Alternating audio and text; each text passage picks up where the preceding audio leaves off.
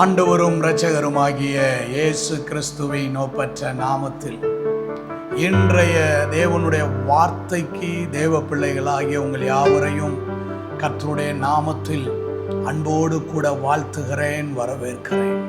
பரிசுத்த ஆவியானவர் என்னுடைய இருதயத்திற்குள்ளாக உணர்த்தின ஒரு வேத வார்த்தை சங்கீதம் 92:4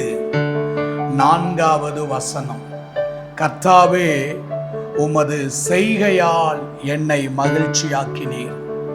உமது கரத்தின் கிரியைகளின் நிமித்தம் ஆனந்த சத்தமிடுவேன்.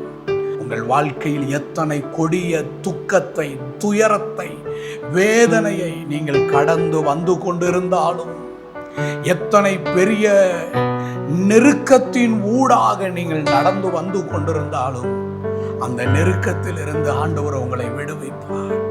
அந்த துன்பத்தில் இருந்து ஆண்டவர் உங்களை விடுவிப்பார். அந்த துயரத்தில் இருந்து ஆண்டவர் உங்களை விடுதலையாக்குவார். உங்களுடைய சிறுமையை மாற்றுவார். உங்களுடைய இயலாததை ஆண்டவர் மாற்றுவார். எந்த இடத்தில் இரட்டை உடுத்து இருந்தீர்களோ, எந்த இடத்தில் துக்கத்தையும் அவமானத்தையும் தலை குனிவையும் நீங்கள் உங்களுடைய வாழ்க்கையில் சந்தித்தீர்களோ, அந்த இடத்திலே அந்த மனிதர்களுக்கு முன்பாக ஆண்டவர் உங்களுடைய இரட்டை களைத்து போட்டு உங்களை மகிழ்ச்சியாக்குவார். ஆண்டவர் தம்முடைய செய்கையால் உங்களை மகிழ்ச்சியாக்குவார். எப்படிப்பட்ட செய்கையை ஆண்டவர் தாவீதினுடைய வாழ்க்கையில் வெளிப்படுத்தினார்?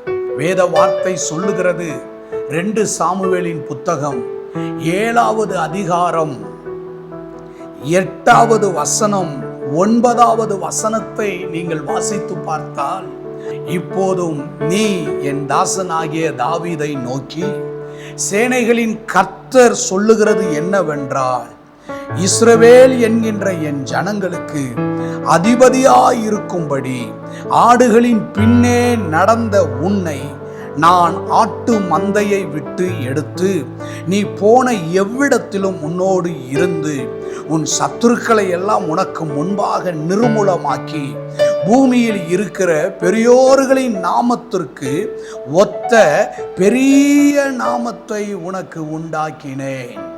தாவீதினுடைய வாழ்க்கையிலே கர்த்தருடைய செய்கை எப்படி வெளிப்பட்டது என்பதை இந்த 2 வேத வசனங்கள் தெள்ள தெளிவாக சொல்லுகிறது.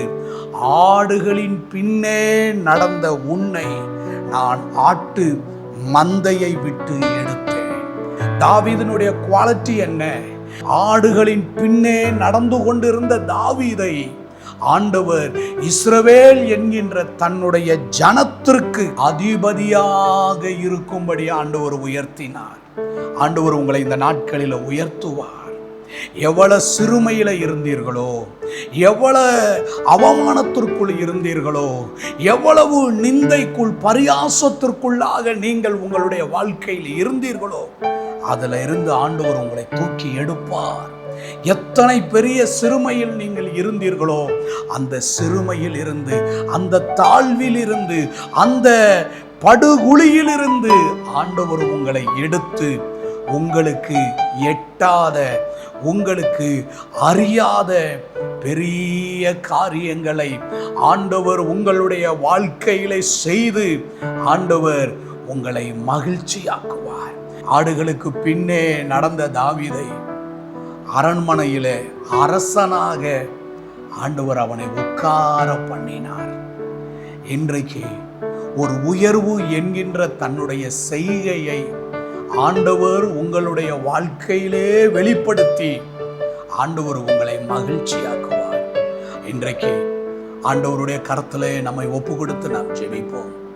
எங்கள் அன்பின் நல்ல ஆண்டவரே, சங்கீதம் 92:4 சொல்லுகிறீரே, கர்த்தாவே, உமது செய்கையால் என்னை மகிழ்ச்சியாக்கினீர். தாவீதின் வாழ்க்கையிலே மகிழ்ச்சியை தந்தவர், தாவீதினுடைய சிறுமையை எளிமையை மாற்றினவர், சத்துருக்களை நிர்மூலமாக்கி சத்துருக்களை துரத்தி பூமியில் இருக்கிற பெரியோர்களுக்கு ஒத்த நாமத்தை தாவீதுக்கு கொடுத்தவரே, இன்றைக்கு நீர் எங்கள் வாழ்க்கையிலே எங்கள் எழும்புகிற சத்துருக்களை துரத்தி எங்களுக்கு எதிராக எழும்புகிற பிசாசின் கிரியைகளை அழித்து பூமியில் இருக்கிற பெரியோர்களுக்கு ஒத்த நாமத்தை எங்களுக்கு நீர் தந்து எங்களை ஆசீர்வதிப்பதற்காக உமக்கு ஸ்தோத்திரம். ஆடுகளின் பின்னே நடந்த தாவீதை இஸ்ரவேல் என்னும் ஜனத்திற்கு அதிபதியாயிருக்கும்படி உயர்த்தி வைத்த கர்த்தாவே, இன்றைக்கு எங்கள் சிறுமையிலிருந்து, எங்களுடைய இயலாமையிலிருந்து, எங்களுடைய இல்லாமையிலிருந்து எங்களை நீர் தூக்கி எடுத்து உயர்த்தி வைத்து எங்களை மகிழ்ச்சியாக்குவதற்காக சந்தோஷப்படுத்துவதற்காக உமக்கு ஸ்தோத்திரம், உமக்கு நன்றின்னு சொல்றோம். உம்முடைய திருக்கரத்தில் எங்களை ஒப்பு கொடுக்கிறோம். ஆண்டவர் பொறுப்பெடுத்துக் கொள்ளும், ஆசீர்வதித்தருளும், நன்மையாலே நிறைத்தருளும். இயேசு கிறிஸ்துவின் நாமத்தில் ஜெபிக்கிறோம் நல்ல பிதாவே. ஆமென், ஆமென். God bless you. கர்த்தர் நம்மை ஆசீர்வதிப்பார். கர்த்தர் தம்முடைய செய்கையால் மகிழ்ச்சியாக்குவார். ஆமென்.